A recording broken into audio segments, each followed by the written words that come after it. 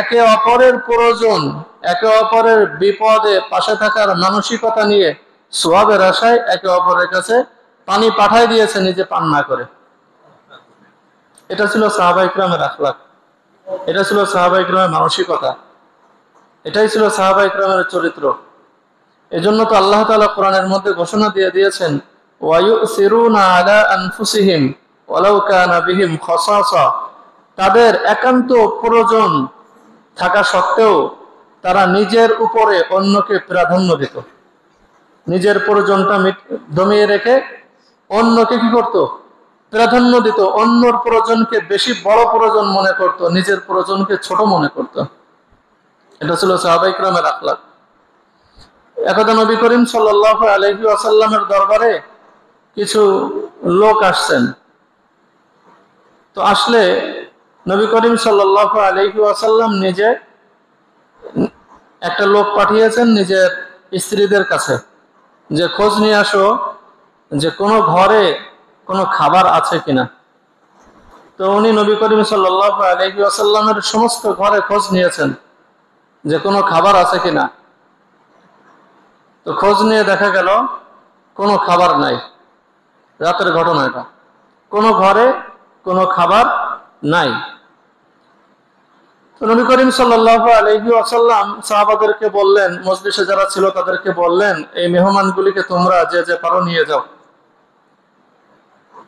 তো এক সাহাবী একজনকে নিয়ে গেলেন তার বাড়িতে নিয়ে গিয়ে বললেন, যে স্ত্রীকে বললেন যে ইনি হলেন নবী করিম সাল্লাল্লাহু আলাইহি ওয়াসাল্লামের মেহমান, ইনাকে যতদূর পারো আপ্যায়ন করো, কোনো খাবার লুকায় রাখবে না। আলহামদুলিল্লাহ নাহমাদুহু ওয়া নাস্তাঈনুহু ওয়া নাস্তাগফিরুহু ওয়া নু'মিনু বিহি ওয়া নাতাওয়াক্কালু আলাইহি ওয়া নাউযু বিল্লাহি মিন শুরুরি আনফুসিনা ওয়া মিন সাইয়্যাতি আ'মালিনা। من يهده الله فلا مضل له ومن يضلله فلا هادي له وأشهد أن لا إله إلا الله وحده لا شريك له وأشهد أن سيدنا ومولانا محمدا عبده ورسوله صلى الله عليه وعلى آله وأصحابه وبارك وسلم تسليما كثيرا كثيرا. أما بعد فقد قال الله سبحانه وتعالى في كلامه المجيد: أعوذ بالله من الشيطان الرجيم. بسم الله الرحمن الرحيم. لن تنالوا البر حتى تنفقوا مما تحبون. وقال تعالى في موضع آخر: ويؤثرون على أنفسهم ولو كان بهم خصاصة. صدق الله مولانا العظيم وصدق رسوله النبي الأمي الكريم ونحن على ذلك من الشاهدين والشاكرين والحمد لله رب العالمين. আমরা সকলে দুরূদ শরীফ পাঠ করি। আল্লাহুম্মা সাল্লি আলা মুহাম্মাদ ওয়া আলা আলি মুহাম্মাদ কামা সাল্লাইতা আলা ইব্রাহিম ওয়া আলা আলি ইব্রাহিম ইন্নাকা হামিদুম মাজিদ। اللهم بارك على محمد وعلى آل محمد كما باركت على إبراهيم وعلى آل إبراهيم إنك حميد مجيد. মোহতারাম হাজিরিন, আল্লাহ তাআলার দরবারে লাখো কোটি শুকরিয়া যে আল্লাহ তাআলা আমাদেরকে জুমার নামাজ আদায়ের উদ্দেশ্যে মসজিদে আসার তৌফিক দান করলেন। সে আল্লাহ তাআলার দরবারে আমরা শুকরিয়া আদায় করি, আলহামদুলিল্লাহ। আসলে আমরা যে দেশটায় বাস করতেছি, এই বাংলাদেশে এই বছরে বিপদের পর বিপদ, মুসিবতের পর মুসিবত আসতেছে। তো একের পরে এক মুসিবত চলতেছে, আর একটা মুসিবত, একটা সমস্যা বাংলাদেশ সৃষ্টির পর থেকে একটা সমস্যা লেগেই আছে। স্বাধীন দেশ হওয়ার পর থেকে বিশেষ করে এই সমস্যার সমাধান লাঙ্গল নৌকা দাড়িপাল্লা, এই লাঙ্গল নৌকা ধানের শেষ, তিনজনের একজনও এই সমস্যার সমাধান এই পর্যন্ত করতে পারলো না। সেটা হলো এই পানির যে সম বন্টন, আন্তর্জাতিক যে নিয়মগুলি আছে, এই নিয়ম অনুযায়ী এই নিয়মটাও মানে মানার ব্যাপারে খুব যে বেড়াও যাচ্ছে না,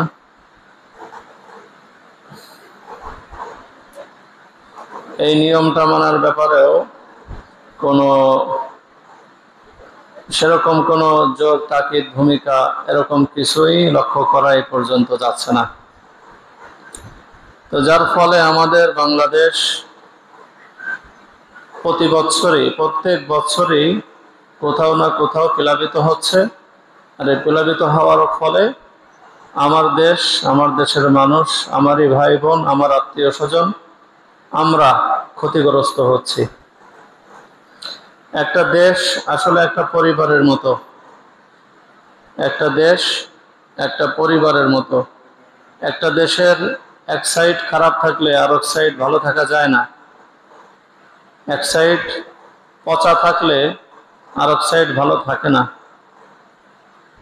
শরীরের এক জায়গায় ব্যথা হলে শরীরের বাকি অঙ্গগুলি শান্তিতে থাকতে পারে না। হ্যাঁ, ঘরের এক কোনায় দুর্গন্ধময় কিছু থাকলে ওই ঘরে বসবাস করা যায় না। বুঝতে পারছেন? আল্লাহ নবী সাল্লাল্লাহু আলাইহি ওয়াসাল্লাম বহু আগে একটা কথা বলে গেছেন যে পৃথিবীর সমস্ত মুসলমান একটা দেহের মতো, এক দেহ এক প্রাণ। পৃথিবীর সমস্ত মুসলমান কি? এক দেহ এক প্রাণ।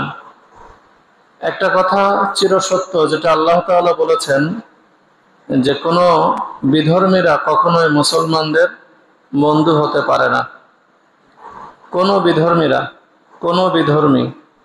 বিধর্মী যারা ইসলাম ধর্ম মানে না, যারা মুসলমান না, যারা মুমিন না, এরা কখনোই মুমিনদের বন্ধু হতে পারে না। আর কোনো মুমিন তাদেরকে বন্ধু হিসেবে গ্রহণ করবে না। যদি কাউকে দেখেন যে কোনো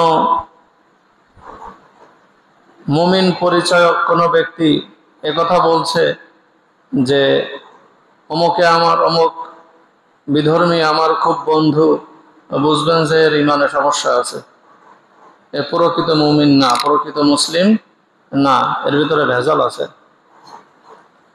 একজন প্রকৃত মুমিনের বন্ধু কখনোই একজন অমুসলিম হতে পারে না। একজন মুসলিমের বন্ধু কখনোই অমুসলিম হতে পারে না। আল্লাহ তাআলা সরাসরি কোরআন শরীফে নিষেধ করে দিচ্ছেন যে তোমরা কোনো অমুসলিমকে, কোনো কাফেরকে, যেই অমুসলিম সেই কাফের, কোনো কাফিরকে বন্ধুরূপে গ্রহণ করো না, মানে বন্ধু বানাইও না। কোনো কাফিরকে বন্ধু বানাইও না। তো আসলে আমরা অমুসলিমদের থেকে যত ভালো আশাই করি না কেন, কঠিন কালেও সেটা আমরা পাবো না। পুরো অমুসলিম জাতি, অমুসলিম যারা, তারা সকলেই মুসলমানদের ক্ষতি করার জন্য এক। এই জিনিসটা মাথায় রাখবেন। আপনি দেখতেছেন একজন অমুসলিম আপনাকে 100 কোটি টাকা দিয়ে সাহায্য করতেছে, মনে রাখবেন এই 100 কোটি সাহায্যের পিছনে তার বড় ধরনের কোনো স্বার্থ আছে এবং আপনার কোনো না কোনো প্রকারের ক্ষতি আছে, কোনো না কোনো দিক থেকে আপনার ক্ষতি আছে, এটা নিশ্চিত। নিঃস্বার্থভাবে কোনো অমুসলিম কোনো মুসলমানকে সাহায্য করে না, সেখানে একটা দেশ তো বহু দূরের কথা। আমরা তো এ পর্যন্ত, আমরা তো স্বাধীনের পরে আমাদের জন্ম, আমরা শুনেছি অমুকে সাহায্য করেছে, তমকে সাহায্য করেছে, কিন্তু প্রকৃত সাহায্য কি করছে তা তো ইতিহাস দেখলে পাওয়া যায়। বুঝে আসে নাই? কে সাহায্য করছে আর কে ক্ষতি করছে, সাহায্যের নামে কি করছে, প্রকৃতপক্ষে আমাদেরকে কোন অবস্থায় ফেলে রাখছে, এটা আমরা ভালো করেই জানি এবং দেখতেছি। এজন্য আমরা মুসলমান, আমরা বাঙালি, আমরা আমাদের দেশকে ভালোবাসি। আমাদের নিজেকে আমরা যেমন ভালোবাসি, আমাদের দেশকেও আমরা তেমনই ভালোবাসি। আমাদের দেশের মানুষকে, দেশের সম্পদকেও আমরা ভালোবাসি। দেশ আমাদের, দেশের জনগণ আমরা, দেশের সম্পদ আমাদের, এগুলি রক্ষা করা আমাদেরই দায়িত্ব। আমরা যদি মনে করি, প্রত্যেকেই যদি মনে করি যে আমি একটু নিলে কি হবে, আপনিও যদি মনে করেন আপনি একটু নিলে কি হবে, তাহলে একসময় দেখা যাবে কি দেশে কিছুই নাই, যেটা বর্তমান অবস্থা। বর্তমান অবস্থায় তো আজকেও শুনলাম সংবাদে যে দেশের রিজার্ভ একেবারেই তলানিতে। দেশ একটা খুবই সংকটময় অবস্থায় আছে, খুবই সংকটময় অবস্থায় আছে। এমন একটা সময়ের মধ্যে আবার বাংলাদেশের এমন এক অঞ্চলে বন্যা, যেখানে 33 বছর, বিগত 33 বছরের ভিতরে যেখানে বন্যা হয় না। এমন এক বাঁধ খুলে দেওয়া হয়েছে, ভারত বলতেছে যে খুলে দেয় নাই, এটা এমনি এমনি খুলে গেছে। হ্যাঁ, তো আসলে কি এই এমনি এমনি আমাদের আইসিটি মন্ত্রীর মতো নাকি, যে এমনি এমনি ইন্টারনেট বন্ধ হয়ে গেছে? ওনার মতো কিনা আল্লাহ ভালো জানে। আবার কেউ কেউ বলতেছে ভারত আমাদের থেকে প্রতিশোধ নিচ্ছে। হ্যাঁ, এরকম সব রকমেরই মন্তব্য আছে। তো যাই হোক, আন্তর্জাতিক যে নিয়ম আছে সেটা হলো, দেশের পানির যে একটা নিয়ম সেটা হলো, যদি বন্যার সম্ভাবনা থাকে এক দেশ আরেক দেশকে বার্তা দিবে, সংবাদ দিবে, আবহাওয়া বার্তা দিবে। সেরকম কোনো তথ্যও নাকি দেওয়া হয় নাই, এটাই সংবাদে শুনলাম। তাহলে তো তারা আমাদের বন্ধু, এত আপন বন্ধু, এত প্রিয় বন্ধু, আরো কি কি সম্পর্কিত ইত্যাদি, তো কই? এমন একটা বন্যার সময় দেশের এমন একটা দুরবস্থায় বন্যার ব্যাপারে তো সংবাদ পেতে পারতাম, সেটাও তো পাইলাম না। তো আসলে কোনো বিজাতি, কোনো বিধর্মীরা মুসলমানদের কখনোই বন্ধু হতে পারে না, এটাই সত্য কথা। তো এখন বাংলাদেশের মুসলমানেরা প্রায় 20 লক্ষাধিক মানুষ, 20 লক্ষাধিক মানুষ পানিতে মানে নিমজ্জিত। ঘর বাড়ি, আসলে বড় মানুষ যেমন তেমন, ছোট বাচ্চাদেরকে দেখা যাচ্ছে না। ছোট বাচ্চাদেরকে দেখলে চোখের পানি ধরে রাখা যাচ্ছে না। ছোট্ট বাচ্চা, এরা এক মা তার বাচ্চাকে একটা প্লাস্টিকের বোলের ভিতরে শোয়ায় ছেড়ে দেছে, হয়তো ওই মা জীবিত নাই, হয়তো বা ওই মা জীবিত নাই। আরো কিছু বাচ্চা দেখলাম এরকম একা একা, সাথে কোনো বড় মানুষ নাই। একটা বাচ্চাকে দেখলাম গাছের তলায় দাঁড়িয়ে, পানি এই পর্যন্ত, পানির ভিতরে দাঁড়িয়ে হাত উঁচু করে সাহায্য চাচ্ছে। 2 বছর বয়স হবে বাচ্চাটার, 2 বছরের একটুও বেশি না, 2 বছরের কম হবে, 2 বছরের বেশি না। তো এরকম বন্যায় মানুষের এত দুর্ভোগ। তো আসলে এখন মুসলমান আক্রান্ত, তারা তো আমাদের দেশবাসী, মুসলমান হোক আর বিধর্মী হোক, হিন্দু হোক, খ্রিস্টান হোক, সেটা ভিন্ন বিষয়। আমাদের দেশের মধ্যে যারা আক্রান্ত হয়েছে তাদের সাহায্য করা এটা আমাদের দায়িত্ব, তাদের সহযোগিতা করা এটা আমাদের দায়িত্ব, আমাদের কর্তব্য। নবী করিম সাল্লাল্লাহু আলাইহি ওয়াসাল্লাম বলেন, মান আতা লিল্লাহ, মান আহাব্বা লিল্লাহি ওয়া আবগাদা লিল্লাহ ওয়া আতা লিল্লাহ ওয়া মানা লিল্লাহ ফাকাদ ইসতাকমালাল ঈমান। যে কাউকে আল্লাহর জন্য ভালোবাসে, আবার কারোর সাথে শত্রুতা রাখলে আল্লাহর জন্যই শত্রুতা করে, আবার কাউকে কিছু দিলে আল্লাহর জন্যই দেয়, আবার কাউকে কিছু না দিলে সেটাও আল্লাহর জন্যই দেয় না। হ্যাঁ, তো এই 4টা কাজ যে ব্যক্তি করলো সে তার ঈমানকে পরিপূর্ণ করলো। তো আসলে এখন আমাদের সামনে সময় এসেছে ঈমানকে একটু মজবুত করা, ঈমানকে পরিপূর্ণ করা, মুসলমান ভাইদেরকে সাহায্য সহযোগিতা করা, দেশবাসীকে সাহায্য সহযোগিতা করা, দেশের এই ক্লান্তি লগ্নে দেশের মানুষকে সাহায্য সহযোগিতা করার একটা সময় আসছে। যখন যে মৌসুম আসে সেই মৌসুমে সেই ফল কুড়াইতে হয়। যখন যে ফুলের মৌসুম, ফলের মৌসুম আসে তখন সেই ফুল সেই ফল সংগ্রহ করতে হয়। ওই মৌসুম চলে গেলে আর ওই ফল ওই ফুল সংগ্রহ করা যায় না। আর যদিও সংগ্রহ করা যায় কিন্তু সেটা ততটা সহজ হয় না। এখন একটা ব্যাপক সময় এসেছে মুসলমানদের পাশে দাঁড়ানো, অসহায় মানুষদের পাশে দাঁড়ানোর একটা সময় আসছে। আসলে আপনি চিন্তা করেন তো, এখন যদি আমার আপনার বাড়িটা একেবারেই ভেঙে যায়, একেবারেই পানিতে নিমজ্জিত হয়ে যায়, পানিতে ডুবে যায়, তো আমরা কি চাবো? আসলে আমরা এখন কি চাবো? আমরা তো চাবো মানুষের সাহায্য সহযোগিতা, এটাই তো আমরা চাবো। আমাদের মনের মধ্যে এটা থাকবে, আল্লাহ যদি কোনো সাহায্য পাঠাইতো, আমার জন্য কিছু বিশুদ্ধ পানি, একটু খাবার, এগুলো যদি আল্লাহ পাঠাইতো, একটু শুকনা জায়গায় একটু বিশ্রাম নেব, একটু শুকনা জায়গায় পানির থেকে পানির বাহিরে একটু ছাউনির নিচে একটু মাথা গুজে বসবো, এমন একটা জায়গা যদি পাইতাম, হোক সেটা 1 হাত 2 হাত জায়গা, এমন একটা আশা আমাদের ভিতরে হতো কিনা। তো এই যে 20 লক্ষ লোক, তাদের পাশে যদি 18 কোটি মানুষ যদি দাঁড়ায় যায়, তো এই 20 লক্ষ লোকের কষ্ট কোনো কষ্টই না। অল্প সময়ের মধ্যে এই লোকগুলিকে এই কষ্ট থেকে মুক্ত করা সহজ। আর যদি সবাই চিন্তা করি তাদের বিপদ তারা দেখবে, তাদের কষ্ট তারা মোকাবেলা করবে, আসলে তারা খুবই অসহায় অবস্থায় আছে। গতকালকে দেখলাম যে মাইকে ঘোষণা করতেছে যে আপনারা একে অপরকে সকলেই মাফ করে দিবেন, আর হয়তো দেখা নাও হতে পারে। এই কথাটা মানুষ কখন বলে? মাইকে, মসজিদের মাইকে এরকম ঘোষণা দিচ্ছে, আমরা একে অপরকে মাফ করে দিব, সবার কাছে ক্ষমা চাই, সবাই মাফ করে দিবেন, আমরা আর কবে দেখা হবে বা দেখা নাও হতে পারে, ইত্যাদি ইত্যাদি কথা বলে মাফ চাচ্ছে। তো আসলে মানুষ যখন জীবনের আশা ছেড়েই দেয় একেবারে, তখন না এরকম চায়, মাফ চায়। নদীর পাড়ে, সম্ভবত নদীর পাড়েই হবে, পানির স্রোত যাচ্ছে, একতলা বিল্ডিং, কত আশা করে কত কষ্ট করে বিল্ডিং বানিয়েছিল। হ্যাঁ, বিল্ডিং একেবারে আস্ত বিল্ডিং, সম্পূর্ণ দালানটা একসাথে পানির নিচে চলে গেল, একবারে পানির নিচে চলে গেল। এমন না যে ছাদটা ভেসে আছে, এমন না, একেবারে একসাথে এরকম চলে গেল। তো এই মানুষটার জীবনের সমস্ত, যদি বাড়িটার কাজ সম্পন্ন করতে পারে না, নিঃসন্দেহে খুব বেশি ধনী লোক না, মধ্যবিত্ত হয়তো হবে, তার জীবনের বড় একটা সম্বল তো পানির নিচে চলে গেল।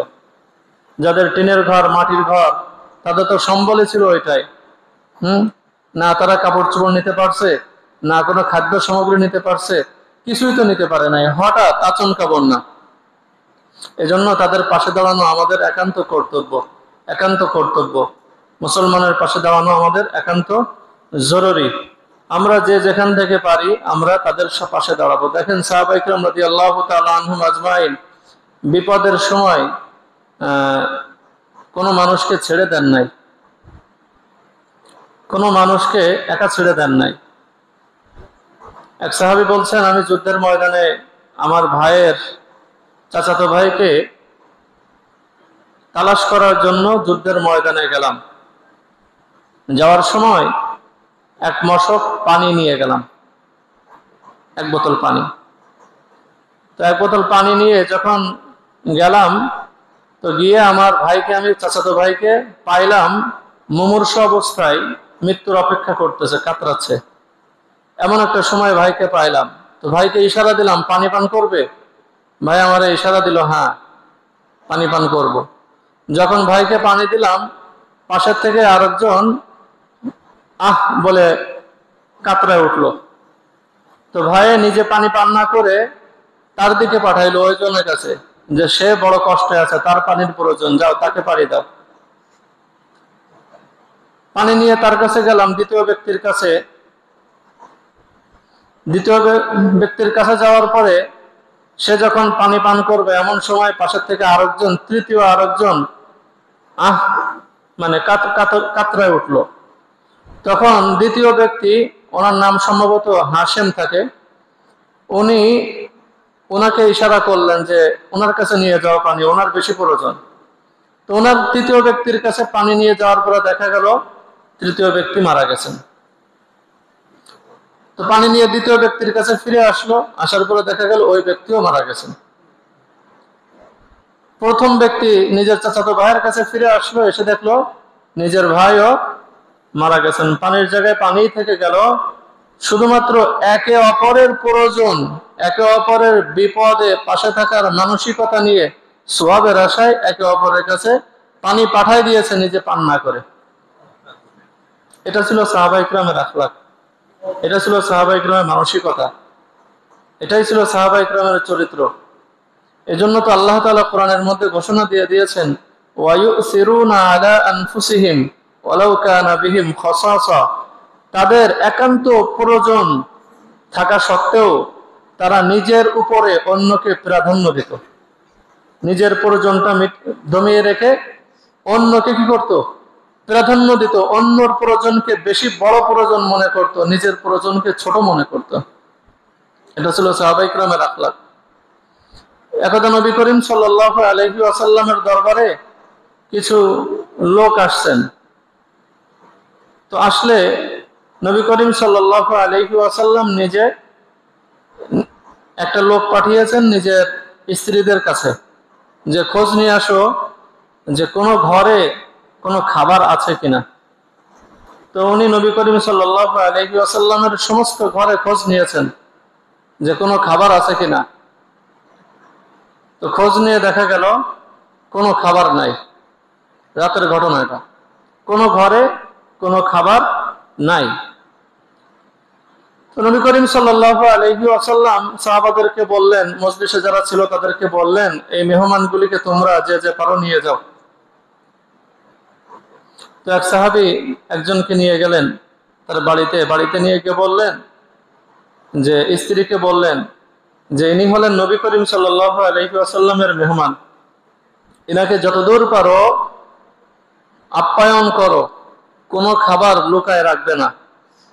অনেক সময় আছে মহিলারা ভালো বা পছন্দনীয় একটা খাবার নিজের আপন জনের জন্য একটু লুকায় রাখে, একটু রেখে দেয়। এটাকে লুকায় রাখা বলে না, এটা আপন জনের জন্য একটু রেখে দেয়। রাখে না এমন? হ্যাঁ, সন্তানের জন্য, স্বামীর জন্য, ভাইয়ের জন্য, বাবার জন্য, মার জন্য, যে যাকে পছন্দ করে, আপন মনে করে, তার জন্য একটু খাবার রেখে দেয়। দেখবেন এরকম অনেক খাবার। আমার আব্বা মাঝে মাঝে বলে, আমার দাদির কথা, আব্বা ফিরিস্ত আসছে সেদিনকে, কোরবানির গরুর মাংস, কোরবানির মাংস এর একটা গুরুত্ব আছে না। তো আব্বা বাড়িতে ছিল না, 1 মাস পর্যন্ত এই মাংস আমার দাদি আব্বার জন্য গরম করে করে রাখছিল, 1 মাস পর্যন্ত। এরপর আব্বা বাড়িতে আসে, ওই কোরবানির মাংস আব্বাকে খাইতে দেয়। তো মানুষ যাকে ভালোবাসে তার জন্য খাবারের থেকে, পছন্দনীয় জিনিসের থেকে কিছু অংশ রেখে দেয়। তো ওই সাহাবী বলতেছেন যে কোনো খাবার লুকায় রাখবে না, আল্লাহর নবীর মেহমানকে পর্যাপ্ত পরিমাণে খাওয়াবে। তো ওই ওনার স্ত্রী উত্তর করতেছেন যে আসলে ঘরে তো বাচ্চাদের খাওয়ার উপযোগী খাদ্য ছাড়া অন্য কোনো খাবার নাই, কিছু খাবার আছে যেটা বাচ্চারা খাবে। তো বলতেছেন যে বাচ্চাদেরকে ভুলায়ে ঘুম পাড়ায় দাও, না খাওয়ায় ঘুম পাড়ায় দাও, মেহমানকে খাবার দাও। তো মহিলা বাচ্চাদেরকে ঘুম পাড়াইতেছেন, বাচ্চাদের খাবারটা মেহমানকে দিয়েছে। এখন মেহমান বাচ্চাদের আর কত খাবার। তো স্ত্রীকে বলছেন যে তুমি বাতি, আগে তো ছিল আমরা ছোটকালে দেখছি হারিকেন, তারপরে ওই যে ল্যাম্পো, আঞ্চলিক ভাষায় ল্যাম্পো বলে, কুপি, এইগুলি তেলে জ্বলতো, তো ফু দিলে নিভে যায়। তো ওনার স্ত্রীকে বলছে যে বাতি ঠিক করার নাম নিয়ে তুমি বাতি নিভাই ফেলবা, বাতি ঠিক করার নাম নিয়ে কি করবা, বাতি নিভাই ফেলবা। তো বাতি নিভে গেলে আমরা খাচ্ছি কি না খাচ্ছি সে তো আর বুঝবে না, সে তো খেতে থাকবে, সেজন্য পর্যাপ্ত পরিমাণে খেতে পারে, অথচ খাবার অল্প। তো ঠিক খাবার সামনে দেওয়ার পরে বাতি ঠিক করতে গিয়ে বাতি নিভাই ফেলে। তো বাতি ধরাইতে সময় লাগবে, আগে তো এরকম মেস ছিল না, গ্যাস লাইট ছিল না যে টিপ দিলে ধরে যাবে। আগুন ধরানোর মাধ্যমগুলো ছিল একটু কঠিন, পাথরে ঘষা দিয়ে ধরাইতে হতো, বিভিন্ন উপকরণ ছিল। তারপর ওই যে লাকড়ির ভিতরে শুকনো ঘাস টাস দিয়ে আর একটা লাকড়ি এরকম ঘুরলি দিলে আগুন ধরে যায়, এই জাতীয় কোনো কিছু হয়তো করতো। তো বাতি ঠিক করতে করতে খাবার যা ছিল মেহমান খেয়ে নিয়েছে, ওনারা না খেয়েছিল। তো এই সম্পর্কে আল্লাহ তাআলা আয়াত নাযিল করেন, ওয়ায়ুসিরুনা আলা আনফুসিহিম ওয়ালাউ কানা বিহিম খাসাসা। এই যে মেহমানকে যে এত আপ্যায়ন করলো, নিজেরা না খেয়ে মেহমানের মেহমানদারি করলো, আল্লাহর কাছে এই কাজটা পছন্দনীয় হয়ে যায়। আল্লাহ তাআলা ওই সাহাবীদের সম্পর্কে, ওই স্বামী স্ত্রীর সম্পর্কে আল্লাহ তাআলা আয়াত নাযিল করেন যে তাদের নিজেদের প্রয়োজন থাকা সত্ত্বেও তারা অন্যকে নিজেদের উপরে প্রাধান্য দেয়, অর্থাৎ নিজেদের প্রয়োজনকে ছোট মনে করে, নিজেদের প্রয়োজনকে দাবিয়ে রেখে অন্যের প্রয়োজন পুরা করার ব্যাপারে বেশি মনোযোগী হয়, অন্যের প্রয়োজন পুরা করার ব্যাপারে বেশি যত্নবান সচেষ্ট হয়। এই কাজটা আল্লাহর কাছে খুব পছন্দনীয়। একদা হযরতে এই ঘটনা সম্পর্কে 3 রকম বর্ণনা আছে একটা আয়াত সম্পর্কে, ওয়ায়ুতঈমুনা আত-তাআমা আলা হুব্বিহি মিসকিনাও ওয়া ইয়াতীমাও ওয়া আসীরা ইন্নামা নুতঈমুকুম লিওয়াজহিল্লাহি লা নুরিদু মিনকুম জাযাআও ওয়ালা শুকুরা। এটা সম্পর্কে 3টা ঘটনা বর্ণিত আছে। আমি একটা ঘটনা বলবো। হযরতে রাসূলুল্লাহ সাল্লাল্লাহু আলাইহি ওয়াসাল্লাম একদা হযরতে ফাতেমা রাদিয়াল্লাহু তাআলা আনহার বাড়িতে গিয়ে জানতে পারেন যে হাসান হুসাইন রাদিয়াল্লাহু তাআলা আনহুমা ওনারা দুজন অসুস্থ। তো রাসূলুল্লাহ সাল্লাল্লাহু আলাইহি ওয়াসাল্লাম আলী রাদিয়াল্লাহু তাআলা আনহুকে বলেন যে তোমরা হাসান হুসাইনের জন্য কিছু মান্নত করলে ভালো হতো। তো মান্নত করার কথা বললে স্বামী স্ত্রী ফাতেমা আলী দুজন মান্নত করে যে 3টা রোজা রাখবে, বাচ্চা সুস্থ হয়ে গেলে 3টা রোজা রাখবে। তো মান্নত করে সুস্থ হয়ে যায়। তো ওনারা সারাদিন কাজ করে, রোজা রেখে সারাদিন কাজ করে কিছু জব নিয়ে ওই জব আপনার রুটি তৈরি করে, সন্ধ্যাবেলায় 5টা রুটি তৈরি করে, ইফতার খাবে। এমন সময় একজন ভিক্ষুক আসে, 3 ধরনের ভিক্ষুক আসে, কয়েদি আসে, মিসকিন আসে, তারপরে মুসাফির আসে, এরকম 3 ধরনের 3টা ভিক্ষুক 3 দিন আসে মুখাপেক্ষী। এসে ঘরের দরজায় নক করে এবং বলে যে আমরা ক্ষুধার্ত, আমাদেরকে খাবার দিন। তো সারাদিন রোজা রাখার পরে আছেই মাত্র কয়টা রুটি, এই রুটি খেতে বসছে। আমি আপনি হলে কি করতাম বলেন তো? হয়তো 1 টুকরা, সর্বোচ্চ 1টা দিতাম। আর এই 5টা রুটি ওই ভিক্ষুককে দিয়ে দিয়েছে। ভিক্ষুক খেয়ে চলে গেছে। দ্বিতীয় দিন একই অবস্থা, তৃতীয় দিনও একই অবস্থা। 3 দিন রোজা শুধুমাত্র পানি খেয়ে, 3 দিন রোজা কি, এবং দুজন সারাদিন বসেছিল এমন না, ঘুমায় কাটাইছে এমন না, দুজনই সারাদিন কাজ করছে।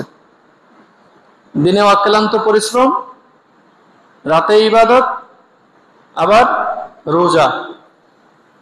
এই অবস্থায়ও 3 দিন 3 জন ভিক্ষুক আসছে, 3 দিন খাবারটা সম্পূর্ণ ভিক্ষুককেই দিয়ে দিয়েছে। যখন এমন ভিক্ষুকদেরকে, অসহায়দেরকে যখন এরকম সাহায্য করছে, আল্লাহ তাআলার কাছে এই কাজটা পছন্দনীয় হয়ে গেছে। আল্লাহ তাআলা আয়াত নাযিল করছেন, ওয়ায়ুতঈমুনা আত-তাআমা আলা হুব্বিহি মিসকিনাও ওয়া ইয়াতীমাও ওয়া আসীরা, যে তারা আল্লাহ তাআলার মহব্বতে, আল্লাহ তাআলার ভালোবাসায়, আল্লাহ তাআলার জন্যই তারা মিসকিনকে, তারা এতিমকে, তারা কয়েদিকে খাবার খাওয়ায়। আবার তারা বলে ইন্নামা নুতঈমুকুম লিওয়াজহিল্লাহ, আমরা তোমাদেরকে খাইয়েছি আল্লাহর জন্য। লা নুরিদু মিনকুম জাযাআ ওয়ালা শুকুরা, তোমাদের থেকে কোনো পুরস্কারও চাই না আর তোমাদের থেকে কোনো কৃতজ্ঞতাও চাই না। কিন্তু আমাদের অবস্থাটা কি বলেন তো? হ্যাঁ, হযরতে তালহা রাদিয়াল্লাহু তাআলা আনহু মদিনার মধ্যে মদিনার আনসারীদের মধ্যে ওনার সবচেয়ে বড় বড় খেজুর বাগান ছিল। সবচেয়ে বড় বড় খেজুর বাগান ওনার ছিল। আমাদের এখন যার যত বড় লিচুর বাগান, আম বাগান, হ্যাঁ, কাঁঠাল বাগান, এই বাগানগুলি যার যত বড় আছে, এগুলির মজা একটা আলাদা জিনিস। হ্যাঁ, নিজের বাগানে যে আম ছিঁড়ে খাওয়া, এর মজাই আলাদা। তো মদিনার মধ্যে সবচেয়ে বড় বড় বাগানের মালিক ছিলেন হযরতে তালহা রাদিয়াল্লাহু তাআলা আনহু। এবং ওই একটা বাগান ছিল এমন, ওই বাগানটা তালহা রাদিয়াল্লাহু তাআলা আনহুর কাছে অনেক প্রিয় ছিল। কেন, ওই বাগানের মধ্যে একটা কূপ ছিল, পানির কূপ। ওই কূপের পানি ছিল অনেক মিষ্টি। নবী করিম সাল্লাল্লাহু আলাইহি ওয়াসাল্লাম নিজেও মাঝে মাঝে গিয়ে ওই কূপের পানি পান করতেন।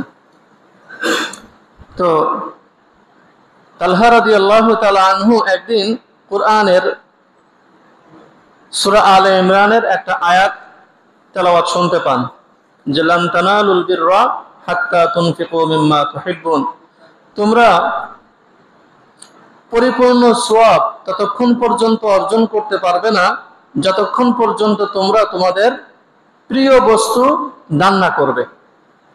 অর্থাৎ যখন তোমরা তোমাদের প্রিয় বস্তু, সবচেয়ে প্রিয় বস্তু দান করবে, তখন তোমরা পরিপূর্ণ সওয়াব অর্জন করতে পারবে। সবচেয়ে প্রিয় বস্তু দান না করলে তোমরা পরিপূর্ণ সওয়াবের অধিকারী হবে না।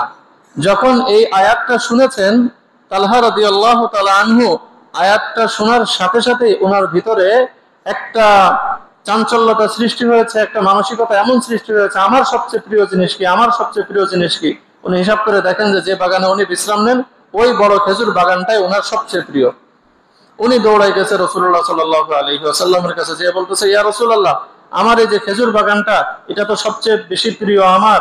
আমি তো কোরআনের এই আয়াত শুনেছি, এখন এই যে বাগানটা, এই বাগানটা আমি আল্লাহর রাস্তায় সদকা করতে চাই, যেমনে মনে চায় আপনি সেরকম খরচ করেন।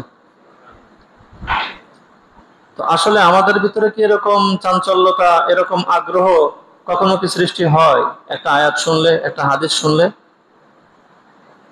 তো এরকম ইচ্ছা, এরকম মানসিকতা তো আমাদেরও হওয়ার দরকার ছিল। মুমিন হিসেবে একজন মুসলমান হিসেবে তো আল্লাহ তাআলার কোনো বাণী, রসুলের কোনো হাদিস শুনলে তো আমাদের এমনটা হওয়া উচিত ছিল। যে পরিপূর্ণ মুমিন, যে পরিপূর্ণ মুসলিম, যে প্রকৃতপক্ষে আল্লাহর বান্দা, যিনি মুনাফিক না, হ্যাঁ সরি মুনাফিক কথাটা বাদ দিই, যে প্রকৃত মুমিন, যে আল্লাহকে ভালোবাসা, আল্লাহর বান্দা হিসেবে দাবি করে, নবীর প্রকৃত উম্মত হিসেবে দাবি করে, নিজেকে প্রকৃত মুসলিম হিসেবে দাবি করে, তার ভিতরে তো আসলে এই মানসিকতা আসা উচিত, এটা আসা উচিত। তো আল্লাহ নবী সাল্লাল্লাহু আলাইহি ওয়াসাল্লাম তালহা রাদিয়াল্লাহু তাআলা আনহু থেকে ওই বাগানটি নিলেন, নিয়ে বললেন, তোমার এই বাগানটা তোমার আত্মীয় স্বজনদের মাঝে তুমি বন্টন করে দাও, আমি এটাই পছন্দ করি। তো তালহা রাদিয়াল্লাহু তাআলা আনহু নিজের আত্মীয় স্বজনের মধ্যে সেভাবেই বন্টন করে দেন। আল্লাহ নবী সাল্লাল্লাহু আলাইহি ওয়াসাল্লামের অসংখ্য সাহাবীদের মধ্যে একজন সাহাবী ছিলেন, নাম ছিল তার আবু যর গিফারী রাদিয়াল্লাহু তাআলা আনহু। এই আবু যর গিফারী রাদিয়াল্লাহু তাআলা আনহু, তিনি কখনোই এটা পছন্দ করতেন না যে তার কাছে কিছু সম্পদ জমা থাক, অতিরিক্ত কোনো সম্পদ জমা থাক, এটা কখনোই পছন্দ করতেন না। তো এইটা নিয়ে প্রায় ওনার সাহাবীদের সাথে, এদিকে সম্পদ জমা করে রাখা বৈধ, সম্পদ জমা করে রাখা কি বৈধ আছে, সম্পদ জমা করে রাখা বৈধ, অবৈধ কিছু না। হালাল পন্থায় সম্পদ উপার্জন করে আপনি যদি জমা রাখেন, হ্যাঁ যাকাত দেন, সদকা দেন, ফিতরা দেন, সবকিছু ঠিকঠাক মতো দেওয়ার পরেও যদি আপনি কিছু সম্পদ জমা করে রাখেন, তাতে কোনো গুনাহ নেই। কিন্তু হযরত আবু যর রাদিয়াল্লাহু তাআলা আনহু এটা কখনোই পছন্দ করতেন না। এটা নিয়ে সাহাবীদের সাথে প্রায় ওনার ঝগড়া হইতো, প্রায় বাকবিতণ্ড হইতো। শেষমেশ হযরত উসমান গনি রাদিয়াল্লাহু তাআলা আনহু, উনি দেখলেন যে এটা তো একটা সমস্যা, প্রতিনিয়ত সমস্যা। তো উনি কি করলেন, হযরত আবু যর রাদিয়াল্লাহু তাআলা আনহুকে রাবজা নামক একটা এলাকায় ওনাকে স্থানান্তরিত করলেন, ওইখানে বসবাসের জন্য একটা ঘর তৈরি করে দিলেন, যে তুমি এখানে থাকো। উসমান রাদিয়াল্লাহু তাআলা তখন খলিফা। তো আবু যর গিফারি রাদিয়াল্লাহু তাআলা আনহু এখানে অবস্থান করতে লাগলেন। একটা নিম্ন এলাকায়, খুব আলিশান এলাকা না, খুব ভালো এলাকা না, মোটামুটি গরিবানা এলাকা। এরকম গরিব মানুষদের সাথে উনি থাকতে লাগলেন কোন রকম একটা ঘর তৈরি করে। এদিকে আরবের এক গোত্রের একটা লোক, সে যে হযরত আবু যর রাদিয়াল্লাহু তাআলা আনহুকে বললেন যে আল্লাহ রাসূলের সাহাবী, আমি আপনার দরবারে থেকে আপনার কিছু খেদমত করতে চাই এবং আল্লাহ নবী সাল্লাল্লাহু আলাইহি ওয়াসাল্লামের রেখে যাওয়া সুন্নাহ আদর্শ এগুলি আমি শিক্ষা করতে চাই, আপনার থেকে বরকত নিতে চাই, আল্লাহ রাসূলের বরকত আপনার থেকে নিতে চাই, মেহেরবানি করে আপনি আমার আবেদন গ্রহণ করবেন। তো আবু যর রাদিয়াল্লাহু তাআলা আনহু বললেন যে হ্যাঁ, একটা শর্তে আমি তোমাকে থাকার অনুমতি দিতে পারি। কি শর্ত? যখন আমি যে কথা বলবো তখন তোমাকে সেটা শুনতে হবে। হ্যাঁ। আর একটা কথা হলো, আমি যখন তোমাকে কোনো কিছু দান করতে বলবো তখন সবচেয়ে প্রিয়টাই আমার আমার আমার কোনো সম্পদ তোমাকে দান করতে বলবো, তখন সবচেয়ে ভালোটা, দামিটা, যেটা আমার সবচেয়ে বেশি কাজে লাগবে সেইটা তোমাকে দান করতে হবে। আমারটা আমারটা, তোমারটা না, আমারটাই। তো বললেন যে হ্যাঁ, এটাও করব। থাকতে লাগলেন। কিছুদিন পরে আবু যর রাদিয়াল্লাহু তাআলা আনহু জানতে পারলেন যে ওই জলাশয়ের পাশে কিছু মানুষ আছে যারা ক্ষুধার্ত অবস্থায় আছে, যাদের ঘরে খুবই অভাব। তো আবু যর রাদিয়াল্লাহু তাআলা আনহু ওই লোকটাকে বললেন, যাও, আমার যে কটা উট আছে, ওনার কিছু উট ছিল, ওই উটের মাধ্যমে ওনার জীবিকা নির্বাহ হইতো। তো উনি বললেন যে যাও, ওখান থেকে উট নিয়ে আসে, সবচেয়ে ভালো যে উটটা, ওই উটটা নিয়ে আসো, ওটা নিয়ে আসার পরে ওটা জবাই করে ওদেরকে দিয়ে দিতে হবে। তো উনি গেলেন, যে ওনার সবচেয়ে ভালো যে উটটা ছিল, যেটা সওয়ারির কাজে লাগতো, উনি ওইটা রেখে উনি চিন্তা করলেন যে জবাই করে তো খেয়ে ফেলবে। তো উনি ওইটা আনতে গিয়ে আবার না এনে বাকি যে উটগুলি ছিল, ওই উটগুলির মধ্যে সবচেয়ে ভালো যেটা, ওইটা নিয়ে আসলেন। মানে ভালোর দিক থেকে দ্বিতীয় পর্যায়ের যে উটটা, ওইটা নিয়ে আসলেন। তো নিয়ে আসার পরে আবু যর রাদিয়াল্লাহু তাআলা আনহু বললেন যে তুমি তো আমানতের খেয়ানত করলে। আমানত মনে আছে? কি আমানত? শর্ত ছিল কি? সবচেয়ে ভালোটা আনতে হবে। তো উনি বুঝে ফেলছেন, উনি দ্রুত গিয়ে ওই উটটা পাল্টায় সবচেয়ে ভালো উটটা নিয়ে আসছেন। নিয়ে আসার পরে উনি বললেন যে দুইজন লোক এমন হবে কি যারা এটাকে জবাই করে মাংস বন্টন করবে। দুইটা লোক দাঁড়াইলো, হ্যাঁ আমরা প্রস্তুত আছি। তো উনি বললেন যে ওই ঘরগুলি গণনা করো এবং ওই ঘরের মধ্যে আমি আবু যরের ঘরটাও গণনায় রাখো। মানে ওইখানে যদি 10টা ঘর হয়, তো আমি আবু যরেরটাও সহ গণনা করো, 11 নম্বরটা আমাকে গণনা করো। সবার জন্য সমান বন্টন করো, আমার জন্য 1 ভাগ রাখো। এভাবে সকলকে গোশত বন্টন করে দাও। গোশত বন্টন করে দেওয়ার পরে আবু যর রাদিয়াল্লাহু তাআলা আনহু ওই লোকটাকে জিজ্ঞাসা করতেছে, ওই খাদেমকে, তুমি কি এটা ইচ্ছা করে করছো না ভুলে করছিলা? বলে যে আমি ইচ্ছা করে করছি, প্রথমে এটাই আনতে গেছিলাম, কিন্তু মনে করলাম যে এটা তো জবাই করে খেয়ে ফেলবে, আর এটা তো আপনি প্রায় সওয়ার হন, আপনার এটা বেশি কাজে লাগে। তো আবু যর রাদিয়াল্লাহু তাআলা আনহু বললেন যে তুমি কি বলতে পারো আমার সবচেয়ে বেশি কাজে লাগবে কখন? বলছে না, মৃত্যুর পরে আমার সবচেয়ে বেশি প্রয়োজন, এটার বেশি প্রয়োজন আমার মৃত্যুর পরে। তো দুনিয়াতে সবচেয়ে বেশি, পরকালে আমার যেটা সবচেয়ে বেশি প্রয়োজন হবে, আমি সেখানের জন্য ভালোটাই তো পাঠাবো। এরপরে বলে, দেখো, মানুষ শুধু বলে মালি মালি, যে আমার সম্পদ, আমার সম্পদ। ইয়াকুল ইবনু আদম মালি মালি ওয়া হাল্লাকা ইবনু আদম ইল্লা মা আকালতা ফাআফনাইতা আও লাবিসতা ফাআবলাইতা আও তাসাদদাকতা ফাআমজাইতা। যে আল্লাহ নবী সাল্লাল্লাহু আলাইহি ওয়াসাল্লাম বলেছেন, মানুষে বলে যে এটা আমার সম্পদ, আমার সম্পদ, আমার সম্পদ। আসলেই কি এটা মানুষের সম্পদ? আল্লাহ নবী বলেন যে না, 3টা জিনিস ব্যতীত কিছুই মানুষের না। এক, ইল্লা মা আকালতা ফাআফনাইতা, যা খেয়ে সে শেষ করে ফেলেছে, এটা তার। আও লাবিসতা ফাআবলাইতা, অথবা পরিধান করে শেষ করে পুরাতন করে ফেলেছে, এটা তার। আও তাসাদদাকতা ফাআমজাইতা, অথবা আল্লাহর রাস্তায় খরচ করে সে, মানে আল্লাহর রাস্তায় সদকা করে, সদকার মাধ্যমে খরচ করে ফেলেছে। এটা এই 3 ধরনের মাল একজন ব্যক্তির, আর বাকি যা এগুলো তার কিছুই না। এরপরে আবু যর রাদিয়াল্লাহু তাআলা আনহু বলেন ওই লোকটাকে, খাদেমকে লক্ষ্য করে বলেন, দেখো, যে মানুষের থেকে মাল, মানুষের সম্পদের 3টা অংশীদার রয়েছে। মানুষের সম্পদের কয়টা অংশীদার রয়েছে? 3টা অংশীদার রয়েছে। একটা হলো ভাগ্য, একটা কি ভাগ্য, ভাগ্য মানুষের ভালো মন্দ সমস্ত সম্পদ নিয়ে নেয়। ভাগ্য মানুষের কি করে? ভালো মন্দ সমস্ত সম্পদ নিয়ে নেয়। এখন এই যে যারা বন্যায় নিমজ্জিত হয়েছে, যারা বন্যায় কবলিত, আচ্ছা বলেন তো এদের সম্পদগুলি এরা যত্ন করে রেখেছিল না? হ্যাঁ, অনেকে এমনও আছে যে একজন ভিক্ষুক আসছে, ভিক্ষুককে না দিয়ে রেখে দিয়েছিল পরে খাওয়ার জন্য, কিন্তু ওটা হয়তো খাওয়ার আর সুযোগ পায় না। হয়েছে না এমন? হয়তো কিছু টাকা পয়সা রেখে দিয়েছিল, ওই টাকা পয়সা আর বের করার সময় পায় নাই, ওটাকে আর কোনোদিন কাজে লাগাইতেও পারবে না। হয়তো কিছু সম্পদ এমন ভাবে রেখে দিয়েছিল সেটা বন্যায় নষ্ট করে ফেলছে, পানিতে নষ্ট করে ফেলবে, এটা আর কখনোই কাজে লাগাইতে পারবে না। এটা কি? ভাগ্য। এটা কি? ভাগ্য। অনেকে পুকুরে বড় বড় মাছ দিয়ে রাখছিল, হয়তো আত্মীয় স্বজন নিয়ে খাবে, এই বন্যার পানিতে সেই মাছ কি চলে গেছে। এটা কি? ভাগ্য।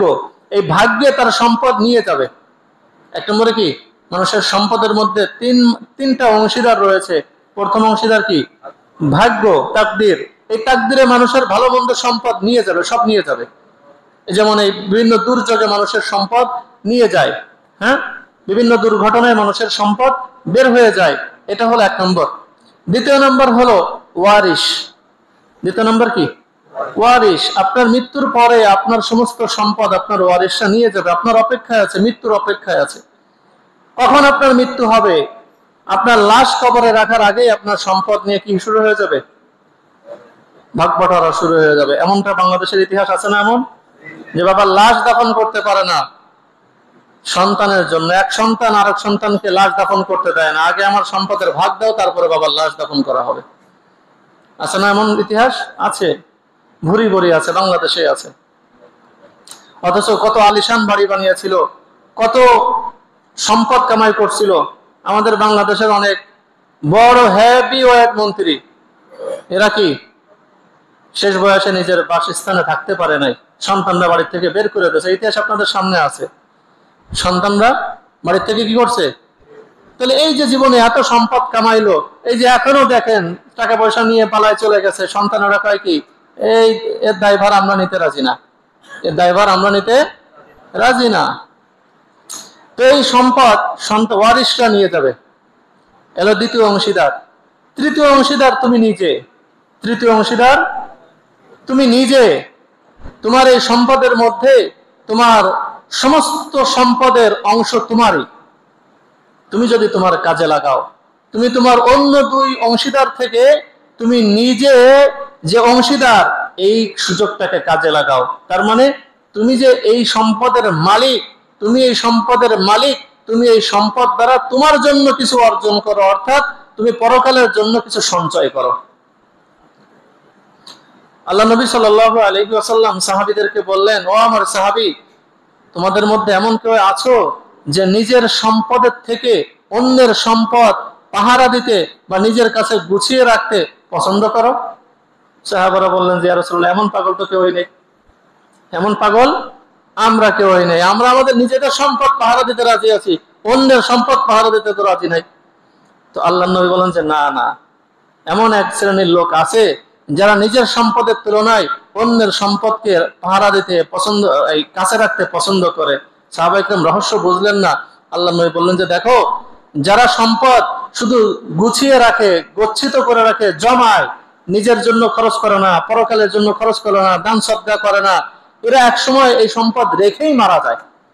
এই সম্পদ কি রেখেই মারা যায়। তো সারাটা জীবন কি করলো? অন্যের সম্পদের পাহারাদারি করলো, অন্যের সম্পদের পাহারাদারি করলো, নিজের জন্য কিছুই করলো না। কোন রকম দুমুঠো ডাল ভাত খেয়ে জীবনটা কাটাই দিয়েছে। এমন মুরব্বী অনেক আছে যারা গামছা পরে সময় কাটাইছে, এক লুঙ্গিতে জীবন কাটাইছে, জীবন মানে বছর কাটাইছে, এক সাথে বছরের পর বছর কাটাইছে, এক গেঞ্জিতে বছরের পর বছর কাটিয়েছে, ঈদের সময় একটা ভালো কাপড় নেয় নাই, ওই সম্পদ গুছায় রেখে চলে গেছে। অথচ এই যাদের জন্য রেখে গেছে তারা ওই মৃত বাপের জন্য, ওই মৃত বাপের জন্য, মৃত মার জন্য, ওই দাদা দাদের জন্য 4 আনা পয়সা খরচও করে না কোনোদিন। একবার কুল হুয়াল্লাহ নিজে পড়েও সওয়াবটা বকশে দেয় না। নিজে একবার কুল হুয়াল্লাহ, যা পড়তে কোনো টাকাই লাগে না, এইটা পড়েও সেই বাপমার কবরে পাঠায় না। আছে কি নাই? এরকম বহু আছে, এরকম বহু আছে। এখন আমি আপনি দুনিয়ার মধ্যে আছি, আগামী 50, 100, 150, এরপরে আমাকে আপনাকে চিনার মতো, আমার আপনার নাম নেওয়ার মতো আর একটা লোক দুনিয়াতে থাকবে না। আপনার দাদার দাদাকে আপনি কয়দিন স্মরণ করেন বছরে? আপনার দাদার দাদাকে আপনি কয়দিন স্মরণ করেন? হ্যাঁ, আপনি কয়দিন স্মরণ করেন বলেন তো? অথচ আপনার দাদার দাদাই কত সম্পদ রেখে গিয়েছিল, সেই সম্পদের মালিক এখনো আপনি। পরের সূত্রে সেই সম্পদের মালিক এখন আপনি, খুব স্বাচ্ছন্দ্যে জীবন কাটাচ্ছেন, অথচ আপনার দাদার দাদাকে আপনি স্মরণ করেন না। ঠিক একটা সময় এমন আসবে যে আপনাকেও আপনার নাতিপুতারা স্মরণ করবে না। এমনকি এমনও হতে পারে, আল্লাহ না করুক, এমনও হতে পারে যে আপনার নিজের সন্তান আপনাকে স্মরণ করবে না, হতে পারে। এবং সেই যুগ আসতেছে। সেই যুগ কি? আমরা সেই দিকে আগাচ্ছি। আমাদের সন্তানকে এতটা কুলাঙ্গার বানাচ্ছি, আমরা এতটা খারাপ বানাচ্ছি যে এখন বাবা মার কোনো কথা শুনতে রাজি না। শুধুমাত্র বাবা মার কথা তখনই শুনতে রাজি যে বাবা আমাকে টাকা দাও, এটা লাগবে সেটা লাগবে, ওই নেওয়ার সময় বাবার কথা শুনতে রাজি, এছাড়া অন্য কখনোই বাবাকে বাবা বলতেও রাজি না। আমরা কিন্তু সেদিকে আগাচ্ছি, আমরা সেদিকে আগাচ্ছি ইচ্ছায়, মানে একেবারে ডাইরেক্ট অথবা প্রকাশ্যে অথবা পরোক্ষভাবে আমাদের সন্তানদেরকে আমরা সেদিকে নিয়ে যাচ্ছি। তো যাই হোক, আমি যে কথা বলছিলাম যে সম্পদ নিজের হায়াত থাকতে, নিজের ক্ষমতা থাকতে, আরে মানুষ যখন মৃত্যুর কাছাকাছি চলে যায় তখন মানুষ নিজের সম্পদের, জীবিত থাকা অবস্থায় নিজের সম্পদের মালিকানা হারায় ফেলে। আপনি মৃত্যুর সময় যদি ওসিয়াত করেন যে আমার 10 বিঘা সম্পদ আছে, এই 10 বিঘা সম্পদ আমি অমুক মাদ্রাসায় দিয়ে দিলাম, অমুক মসজিদে দিয়ে দিলাম, অমুক অক্সফোর্ডে দিয়ে দিলাম, হ্যাঁ আঞ্জুমানে মফিদুল ইসলামে দিয়ে দিলাম, বা অমুক ব্যক্তিকে দিয়ে দিলাম, এটা আপনার 10 বিঘার মধ্যে এটা কি হবে না? এই ওসিয়াত কার্যকর হবে না। এটা হবে 33% ভিতরে, মানে 3/1 ভিতরে কার্যকর হবে। আর 2 মালিকানা আপনি বেঁচে থাকতে হারাইছেন। আর 66 মালিকানা কি আপনি জীবিত থাকতেই কি করছেন? মালিকানা হারাই ফেলছেন। কথাটা কি বুঝতে পারছেন? এজন্য নিজের শক্তি থাকতে, ক্ষমতা থাকতে, পাওয়ার থাকতে, নিজের হায়াত থাকতে নিজের সম্পদকে কাজে লাগানো, নিজের সম্পদকে কাজে লাগানো। এখন একটা সময় আসছে আমাদের বাংলাদেশি ভাইয়েরা বন্যার পানিতে আক্রান্ত, তাদের ঘর বাড়ি সব ডুবে গেছে। এখন আমাদের যার যেমন সামর্থ্য আছে, আমি বলছি না যে আপনারা সব দিয়ে দেন, এটা বলছি না, আমাদের যার যেমন সামর্থ্য আছে, যদি কারোর 1 টাকা সামর্থ্য থাকে সে 1 টাকা দেন, যদি কারোর 1 কোটি সামর্থ্য থাকে সে 1 কোটি দেন। হ্যাঁ, গ্রামের ছেলেরা মাশাআল্লাহ দেখতেছি ওই বিভিন্ন কৌটা নিয়ে, যারা মোটা অঙ্কে টাকা দিতে পারে না, 5-10 হাজার 20 হাজার এরকম দিতে পারবে না, হয়তো 10 টাকা 20 টাকা 100 200 500 1000 এরকম দিতে পারবে, এর জন্য বক্স করে প্রত্যেক বাড়িতে বাড়িতে গিয়েছে, মসজিদে একটা দান বাক্স পাঠাইছে। আমরা যারা পারবো ওর ভিতরে কিছু টাকা সাধ্য অনুযায়ী দিব। আর এরপরে যদি আরো কেউ সামর্থ্য হয় যে না আমি আরো বড় অঙ্কের টাকা দিতে চাই, 5 10 20 30 এরকম দিতে চাই, এর সাথে যুক্ত করে দেন, বা নিজের কোনো লিঙ্ক থাকলে, সেরকম যোগাযোগের কোনো ব্যবস্থা থাকলে ওরকম দিয়ে দেন, অথবা নিজে একটা টিম নিয়ে ওখানে চলে যান। তো সাহায্য করা প্রয়োজন আছে না? প্রয়োজন। আমরা দেখান একটা দোকানে বসলে 100 টাকা 200 টাকা 300 টাকা 500 টাকা প্রতিদিন খরচ হয়ে যায়। একটা দোকানে বসলে 1 কাপ চা, একটা পান, 10-15 টাকা 20 টাকা চলে গেল, যায় না? তো যারা চা খায় এরা দিনে 5-10 কাপ চা খায়, যারা পান খায় 10-15টা পান খায়, যারা বিড়ি সিগারেট খায় কেউ আছে 2 প্যাকেটও খায়। বুঝে আসেনি? একদিনের খরচ বাঁচাই, সেটা পাঠাই। তো আজকে আমরা সাহায্য করব, আমরাও বিপদে পড়লে আল্লাহ আমাদের সাহায্যের ব্যবস্থা করবেন। হ্যাঁ, আশা করি আল্লাহ আমাদেরকে বিপদে না ফেলুন এবং আমাদের দেশকে একটা স্থায়ী সমাধানের দিকে যাওয়ার তৌফিক দান করুন। এবং যারা বিপদে পড়েছে, বানভাসী মানুষ যারা, তাদের সকলের বিপদে সামর্থ্যবানদেরকে পাশে দাঁড়ানোর, সাহায্য করার তৌফিক আল্লাহ তাআলা দান করুন। ওয়া আখিরু দাওয়ানা আলহামদুলিল্লাহ।